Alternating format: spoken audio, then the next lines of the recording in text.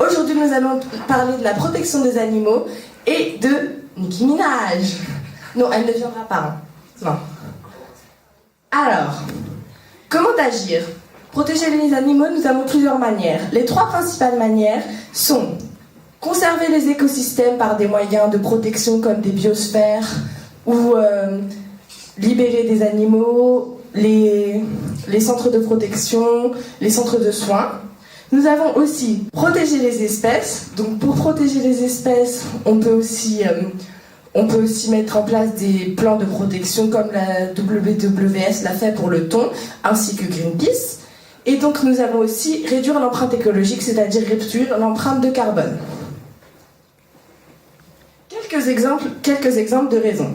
Alors, tout le monde connaît les abeilles, j'imagine. Alors, et donc en ce moment, nous avons un problème avec les frelons asiatiques, plus particulièrement les frelons chinois, qui s'attaquent aux abeilles et qui détruisent les ruches françaises. Les frelons chinois et les frelons asiatiques sont arrivés par les caisses de fruits, les caisses de transport, et elles sont arrivées et elles mangent nos abeilles. Les abeilles ont ainsi développé un système de protection, mais pas assez important, c'est-à-dire 500 individus d'abeilles pour attaquer les frelons. Elles attaquent les frelons en les faisant chauffer par des boules de 500 individus, mais ce n'est pas assez pour les protéger. Alors voilà, quelques organisations. Je ne sais pas si vous connaissez Greenpeace, ici. Vous connaissez Greenpeace? Ici, vous avez la WWF, donc c'est une campagne de pub que j'ai trouvée dans mon livre de français. Oui.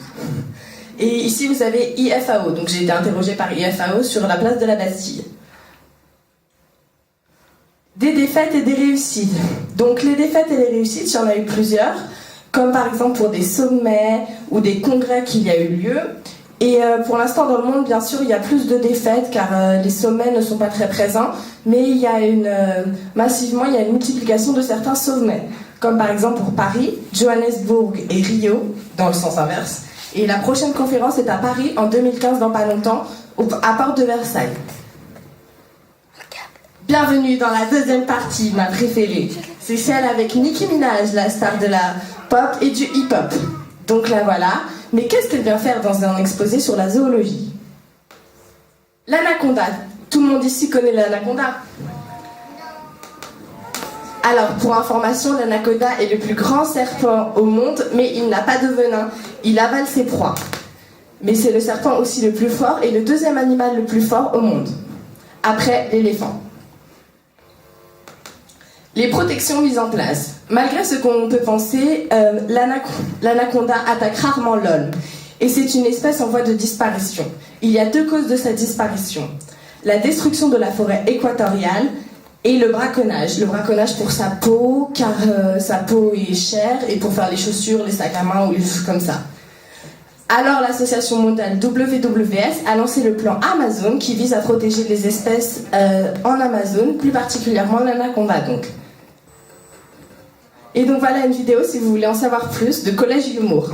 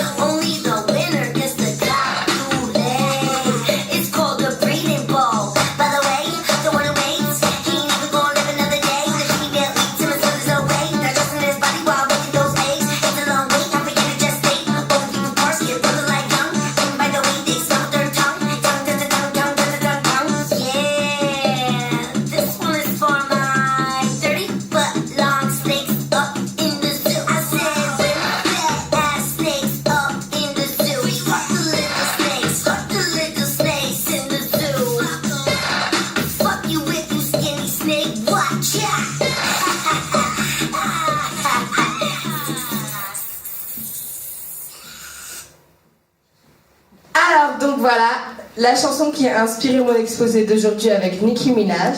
Donc pour info, ça nous explique tout. Je sais pas si vous avez tout compris sur l'anaconda, donc ça explique tout sur l'anaconda avec les petites touches d'humour que Nicki Minaj aime bien mettre dans ses chansons.